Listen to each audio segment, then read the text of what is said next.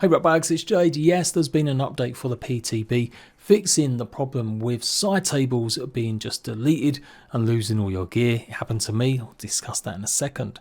But there's also been an update for the main game in the most recent 24 hours because it will now fix, hopefully, the trees or pumpkins crashing your game, which has been a big issue since the holidays. So let's go over that stuff, and I'm going to give you my first impressions, I guess, review semi of the garden after spending a good chunk of time in it. So yeah, I will read out all the patch notes once this update goes live for everyone on the 27th of January. You can only access it at the moment if you're on the Xbox Insider Hub. Look it up on Xbox and you'll see it there. And of course on Steam under Beta tab. So everyone who's not inside the Xbox Insider Hub, just playing the regular grounded, waiting for the January 27th, the issue with the holiday decorations should now be fixed. If you didn't know, if you've been experiencing more crashes, there was confirmation that a lot of this was down to the Christmas trees or the pumpkins. So you should be able to go ahead. I told you guys to delete them a couple of weeks ago. You should be able to now place them back again and it hopefully won't crash your game. Obviously not the only reason crashes are happening, but that was definitely one of the biggest ones. And for everyone else in the PTB, yes, they've fixed the issue with anything in side tables just disappearing. The side tables themselves were just literally deleted. It happened to me. I was moving stuff from my old base to my new base. I had every resource in a side table because I like the fact you can stack them without needing shelves. And when I came back after doing one run, they were just gone. So I've lost everything, like all my resources. It's why I had a bit of a problem getting more videos out and why I didn't end up actually streaming. I was debating about what to do to just reload a save, start a new one. So in the end, I just rolled with it and carried on trying to make videos without hardly any resources. I did keep all my weapons and gear because I had them in another chest. But yeah, it's fixed now. The devs have said though, they're not going to be able to get that stuff back. This is why you got to be careful joining these PTBs. It's not just an excuse to play stuff early. You're there to test stuff out. So if you don't want to risk that, then don't join them. But yeah, they're not going to be able to recover any of them lost resources. The advice here is to also go ahead and get yourself out the PTB, which they normally don't say because it can affect stuff, but going back to just the base version of the game and loading up a backup save where hopefully your table and all your items will be inside it. So you never know, I might do that and start fresh anyway to explore the gardens again. Addressed problems where the sales seeds would disappear for clients. Corrected an issue where the sales seeds would vanish after a save or load. Resolved an issue where the scanner that starts the fight with the mysterious stranger would not appear after a save or load. Fixed an issue where the player could easily not obtain an assigned buggy in the nest. Adjusted hand in that movement so it properly maps the player movement controls, cleaned up various art placeholders still left in the PTB build, cleaned up miscellaneous placeholder strings around the winter content update, addressed multiple issues preventing players from placing blueprints or building around the park, correcting an issue where rotten potatoes require 2 sour bombs to explode. They've also adjusted and polished the Mars Stranger fight, pumpkin kit textures, updated mutation descriptions. Performance optimization was done around the junction boxes and updated various thumbnails to no longer use placeholder art. There's still quite a few things that probably need to be fixed. The mutations themselves, there's a bug at the moment where you're trying to look at your passive ones and then you try and just adjust the active ones. This is a new part of the update. Any mutations that evolve around killing creatures with certain weapons, they'll be equipped all the time now. They won't take up any of your slots. However, people have found that they can't actually go and change their regular mutations anymore. I had that issue. It seemed to work with the keyboard when I used it instead of my controller. But yeah, hopefully that's going to be fixed soon. Also, they still need to work a lot, I think, on the guidance around what you're meant to be doing in the gardens. You talk to Sloane once and she pretty much says, just head straight over to the greenhouse. And if you do things slightly out of order, it can make it really confusing about what you're meant to be doing. The devs did say in the live stream of Casually Grounded that there wouldn't be as much story and stuff, or you see any kind of issues with voice lines. Their focus is going to be on that coming in the future or being more of a surprise. Now it disappoints me a bit because I'm pretty sure, I swear I reported this and you guys correct me if I'm wrong, but pre-release they were talking it up how each and every one of these updates was going to have a chapter. It was going to be called a chapter at least. And it would have, I assumed, story around it. So it feels a bit like the rug's been pulled a little bit here, I mean, I don't mind. That's what happens in most survival games, early access games. We saw that with Grounded 1. The story didn't actually get added fully until the end of the game. And if that's the case for 1.0 for Grounded 2, sure, fine. But when it means you can't really see what you're meant to be doing, that needs to be improved. We've got to find out who's in charge of putting raw science in the garden, because there's none. I can't find any. A lot of you guys have been complaining you haven't got enough raw science. I do too feel the grind, as I have been struggling to get enough for my hammer after upgrading my axe and getting my ladybug buggy. So I presume they're going to be adding more before the PTB's over, or some at least. What they really need to do is give a one-time gift of like, I don't know, 2,000 raw science to everyone to make up for the fact that people were still buying the foundations, the stone pebblet foundations over and over again, not realising they didn't need to. It was a bug that they eventually fixed, I think, but it was there for like months. There are a couple new mixers. I don't know if they're actually repeatable because I was too shook to go and actually take one on. Something's got to be done. They've either got to bring the waft emitter in a small little update soon so we can use our bugs and generate more raw science, or yeah, just add a whole ton everywhere and also give some back to players to make up for that bug or glitch. All in all, I think it's a good update. I don't like some of the armor traits and buffs though. We've got this really cool green arrow style armor set, and it's got like the worst buffs going for a support ranger class. And instead, the actual new wasp armor, which is pretty good in terms of its abilities, its bonuses and buffs, it's tied to an armor set that we've still kind of seen and experienced. If you play Grounded 1, you knew you got the wasp armor. It had a lot of the same traits and buffs or similar ones that the new green cricket armor has, but they've basically swapped them around. So I really hope the devs are going to add some sort of transmog system in the future.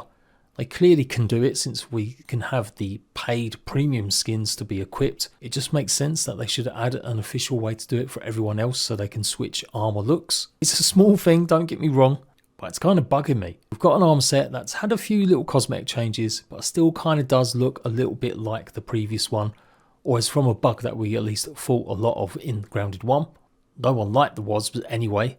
And then we've got this new armor set that's just really for a really small kind of poor player who's going to be supporting their friends and stuff.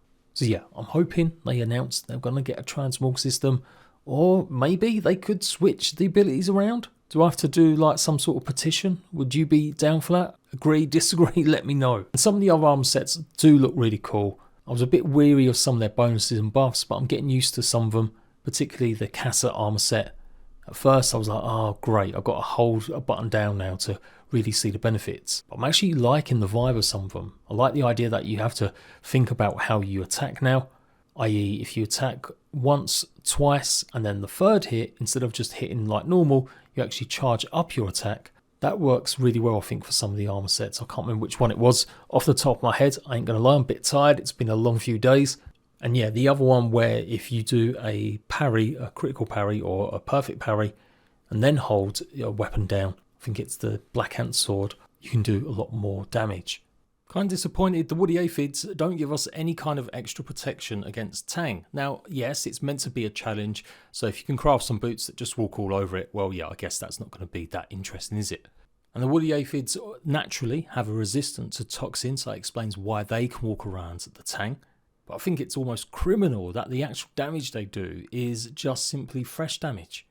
Or fine, keep that, but give us something that we can use to go with Tang, whether it's an actual weapon, whether it's a piece of armor. We've got mutation to reduce how much Tang gives you. It feels like the devs have missed a step here in not having it. Like, they know the bug obviously has some resistance to toxins and things. I don't know, it just didn't feel like it made too much sense having the woolly aphid just do fresh damage. We need more use out of them, meals or something.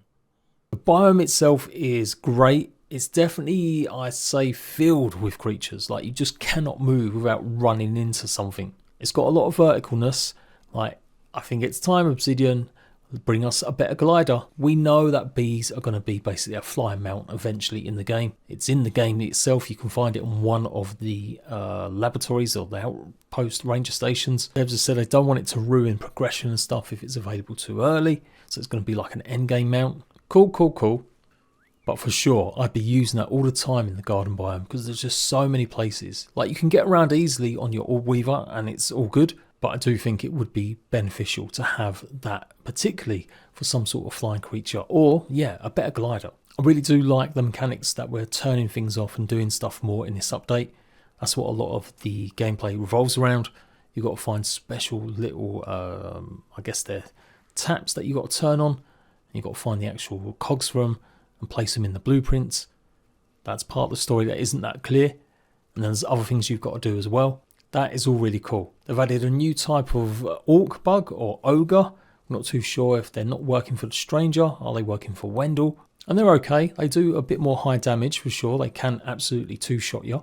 Some of them at least that I thought. But again, they're still kind of very easy to take on. I was running around in mostly either the Casa gear, not that upgraded, or my Mantis stuff. And yeah, I never felt like anything was too dangerous other than when it got to the wasps.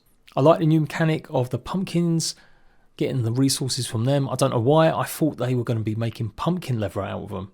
Turns out the pumpkins are used for building instead. I really love the look of the pumpkin walls, even if it's going to be a bit grindy getting it. One thing I'm disappointed though is the glue mushrooms. They're basically just used for fertilizer. Like, yeah, okay, you've got all these mushrooms growing everywhere now.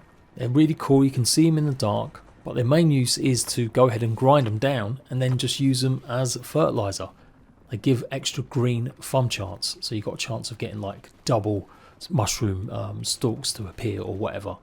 I don't know, I felt a bit disappointed. I think they could have been used in certain build pieces to give like a luminous glow or light. I'm hoping they'll come up with something else we can use them for, because it just seems a bit odd that it's a big resource that's everywhere. But right now the farming is kind of lackluster. You have to get real kind of end of this update to really start experiencing something a little bit new with farming. You can't just grow potato seeds. Yeah, I was a bit disappointed when not actually growing vegetables properly. Other things are slightly annoying. There's new corn dogs in the park, but when you chop them, they just simply give you hot dog parts. I mean, I know they are both hot dogs, just one's wrapped in whatever. I still think it would have been interesting to, I don't know, give it another kind of use, getting specific corn dog parts.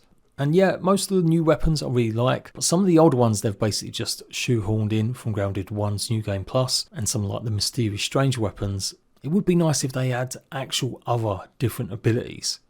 Like sure they've got an extra bonus, or they might do a bit more critical hit or more damage. I kind of want them to make them really more unique though, with unique abilities that no other weapons really can have. Really bigging up though that the fact they've added finally we can craft some of these weapons.